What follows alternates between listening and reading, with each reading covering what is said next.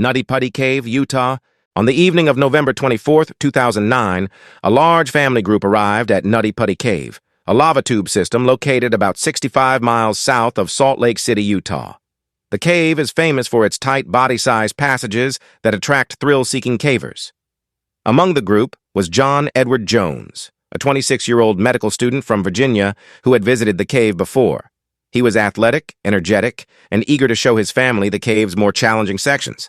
Around 8:30 p.m., Jones squeezed into a narrow passage called the Birth Canal, a section of the cave barely wide enough for a human body. Mistaking his route, he took a wrong turn into an offshoot passage known as Bob's Push, a dead-end slot that angles sharply downward. Jones was now wedged headfirst into a tunnel approximately 10 inches high and 18 inches wide, tilted at a 70-degree angle with his arms pinned at his sides. He could not push himself back up. The weight of his own body held him in place. His brother Josh realized something was wrong and called for help. Emergency services were notified at around 9 p.m. Over the next several hours, more than 100 rescuers arrived at the cave. The problem they faced was almost without precedent. Jones was upside down in a slot so tight that only 1 or 2 rescuers could work near him at a time. A pulley system was rigged using ropes threaded through the cave passage, and Jones was briefly raised about 3 inches before the anchor bolt failed and he dropped back down. For the next 27 hours, rescuers worked in shifts to keep Jones alive. They gave him water through a tube, kept him talking, and maintained his spirits as best they could. Doctors were concerned about positional asphyxia, a condition in which the body's position prevents the diaphragm from working properly. Being inverted under his own body weight was slowly suffocating him. At one point, he began to hallucinate. He asked for his wife, who was pregnant with their second child. Just after midnight on November 25th, a second pulley system was rigged. This one managed to move him several inches before the bolts again pulled free. At approximately 12:30 a.m., Jones lost consciousness. He suffered cardiac arrest and could not be resuscitated. He died still lodged in the passage, 100 feet underground. The decision of what to do next was agonizing. Rescuers determined that extracting his body would require extensive and dangerous excavation that could collapse the cave and kill workers in the process. After consultation with his family, the decision was made to seal the cave permanently. On November 26, 2009, the entrance to Nutty Putty Cave was filled with concrete. John Jones remains entombed there today. The tragedy was entirely avoidable. Cave authorities had warned about the dangers of unsupervised access to Nutty Putty for years.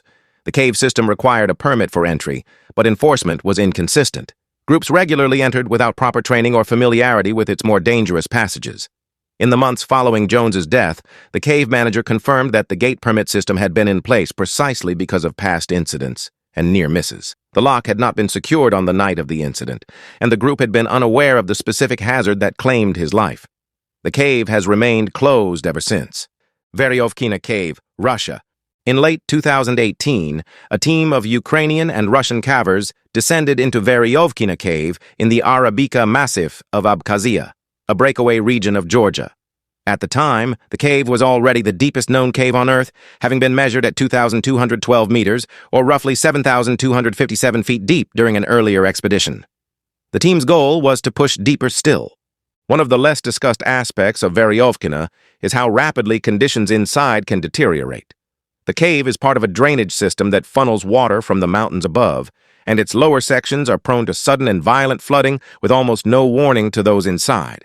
In 2018, the expedition set a new depth record, but the return journey nearly ended in catastrophe. During the ascent, a sudden influx of meltwater from above transformed one of the lower passages into a torrent. 2 members of the team who were resting in a lower camp found their tent flooded within minutes. They scrambled to higher ledges, soaked and hypothermic. The rest of the team, spread across various points of the 7,000-foot descent, could not be immediately contacted due to the cave's complex acoustics. The flooding lasted for several hours. When it receded, the team was able to reunite, but not before one caver suffered a severe fall on a rope during the chaos. He required evacuation, which meant being hauled upward through more than a mile of vertical cave, a process that took 2 full days. What made this incident so avoidable was the expedition's own historical knowledge. The same team had conducted dives and surveys in Lower Veriovkina the prior year and had documented evidence of flood debris at significant depths, clear indicators that the cave flooded regularly under certain weather conditions. Weather monitoring above the surface was inconsistent during the 2018 push. A decision to push for a depth record during a window when snowmelt conditions were active contributed directly to the flood. Caving bodies and independent analysts who reviewed the expedition noted that the team's risk assessment had not adequately accounted for meltwater timing. The pursuit of a world record had introduced a pressure that, in the judgment of outside observers, compressed the safety margins that experienced cavers would ordinarily insist upon. No one died, but only narrowly. Xiaozhai Tiankeng, China. In June 2016, a group of 23 tourists and 2 local guides entered the upper sections of the Xiaozhai Tiankeng sinkhole system in Chongqing, China. Xiaozhai Tiankeng is one of the largest sinkholes in the world, over 600 meters deep and roughly 600 meters wide at its rim. The bottom of the sinkhole connects to an extensive cave system that channels runoff from a vast mountain watershed. The sinkhole and its lower passages are well known for producing catastrophic flooding during and after heavy rainfall. On the day of the incident, the weather at the sinkhole's surface was overcast, but not actively raining.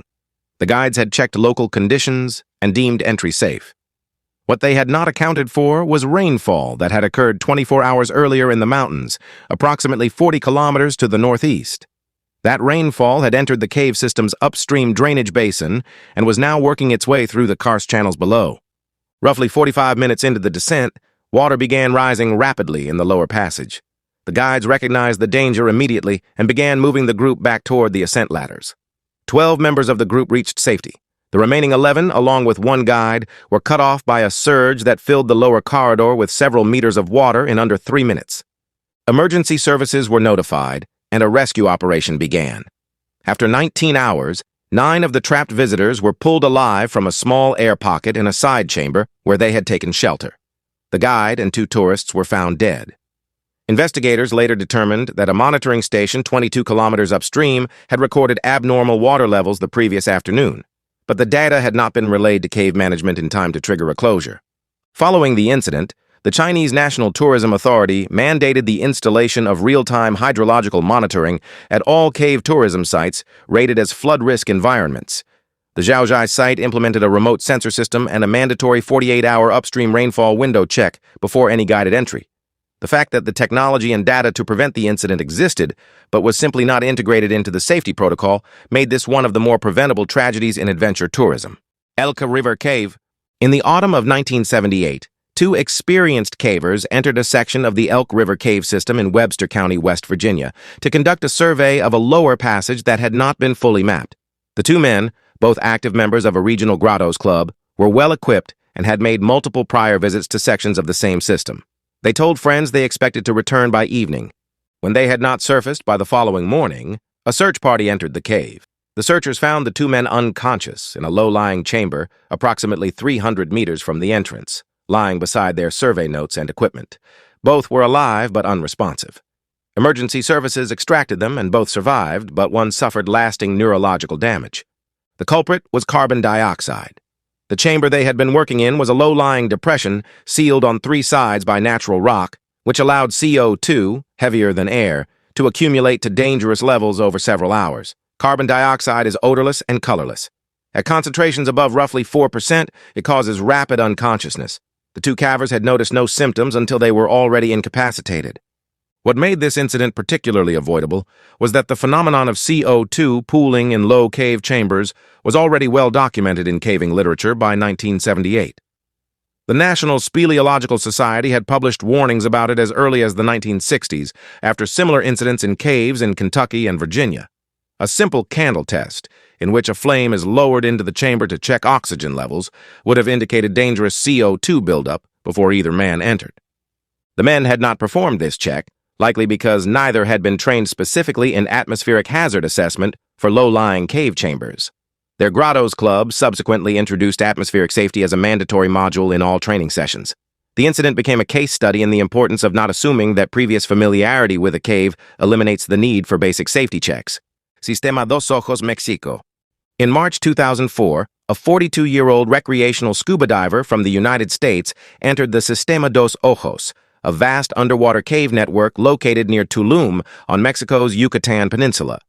Dos Ojos is one of the longest-known underwater cave systems in the world, with tens of kilometers of mapped passages running beneath the jungle floor. Its crystal-clear water and shallow entrance sections make it one of the most popular dive destinations in the region, but its appeal masks a serious and recurring problem. The distinction between snorkeling areas and the cave proper is not always obvious to inexperienced visitors. The diver held an open water certification, which qualifies a person for ocean diving to 18 meters in open water. It does not provide any training in cave diving, which is a separate and highly specialized discipline requiring dedicated instruction, specific equipment, and a completely different set of skills. Nevertheless, the diver entered beyond the daylight zone into the cave interior, following a guideline. He was found approximately 150 meters inside the cave in a section where the passage narrowed and turned. His tank was nearly empty. Investigators determined that he had become disoriented after turning around and had likely missed the main guideline in the low visibility stirred up by his own movement. He had been unable to find his way back before his air ran out. At the time of the incident, Dos Ojos had warning signs at its entrance in Spanish and English, specifically advising that cave diving required cave certification and that entry beyond the light zone without a qualified cave guide was prohibited. The diver had passed these signs. Whether he had read them or understood their implications was never established. The death prompted the local Dive Operator Association to implement a physical barrier system at several of the most vulnerable entry points in the Tulum Cave network, requiring divers without cave certification to be accompanied by a certified guide for any penetration beyond 40 meters into the system. The measure has been credited with reducing fatalities significantly in the years since.